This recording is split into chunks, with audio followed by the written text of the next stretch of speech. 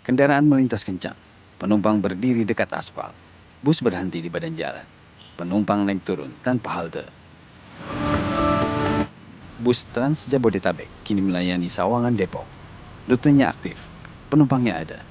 Namun di beberapa titik, halte belum tersedia. Akibatnya, warga menunggu bus di pinggir jalan. Kurang nyaman dan kurang aman. Perjalanan dimulai bukan dari halte, tapi dari ruang tunggu yang belum layak.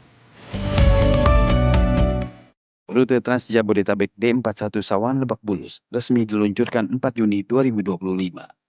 Rute ini diresmikan oleh Wakil Gubernur DKI Jakarta, Rano Karno. Bus melintasi Tol Depok Antasari atau Desari. Dilayani dengan 10 armada dengan 11 titik pemberhentian. Targetnya, mempercepat mobilitas warga Depok dan Jakarta hingga sekitar 70 menit saat lalu lintas lancar. Namun di lapangan, armada sudah berjalan lebih dulu, sementara halte belum siap menyusul. Naik dan turun penumpang dilakukan langsung dari pinggir jalan. Baik pemirsa, layanan bus Transjakarta sudah melintas di Sawangan. Dari titik saya mengabarkan saat ini kami bersama dengan para penumpang lainnya menunggu tanpa atap, tanpa kursi tunggu maupun garis pembatas. Mereka tetap bisa naik dan turun, tapi menunggunya tidak nyaman. Tak ada tempat berteduh saat hujan atau panas. Tak ada bangku untuk duduk menunggu. Tanpa batas yang jelas, ruang aman penumpang menjadi sempit. Penumpang berdiri dekat ke arus kendaraan, bukan karena mau, tapi karena tak ada pilihan lain. Bus sudah berjalan, penumpang sudah datang, tapi tempat menunggunya tertinggal. Bapak melihat ada perubahan yang signifikan di tempat menunggu ini, Pak? Ya, tidak ada perubahan yang signifikan, ya masih kurang proper juga untuk kenyamanan menunggu penumpangnya. Tambah lagi mungkin ada beberapa tempat seperti ada pedagang kaki lima juga yang mungkin agak mengganggu posisinya juga sih, ya mungkin harus ditertibkan lagi.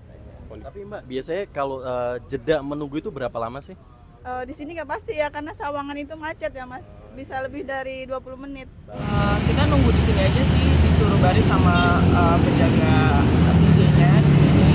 Terus kalau hujan ya paling kita harus sedia payung, terus sama jas hujan, main sama dan di tukang-tukang yang jualan sekitar sini. Sebenarnya nggak nyaman ya, karena kita harus nunggu lama, artinya panjang juga, apalagi kalau lagi panas, terus hujan begitu kehujanan. Tapi alhamdulillah sih sebenarnya masih ada pos polisi.